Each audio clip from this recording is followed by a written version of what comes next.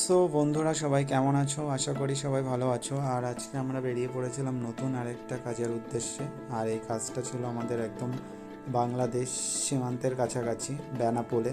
হ্যাঁ, যেখান দিয়ে আমাদের ভারত এবং বাংলাদেশের সমস্ত মানুষরা যাতায়াত করে। বিভিন্ন গাড়ি ঘোড়া, বিভিন্ন ট্রান্সপোর্টে জিনিস যেগুলো বাংলাদেশে যায়, বাংলাদেশ থেকে ভারতে আসে, সেই জায়গায় আমরা যাচ্ছি আজকের আমাদের কাজে।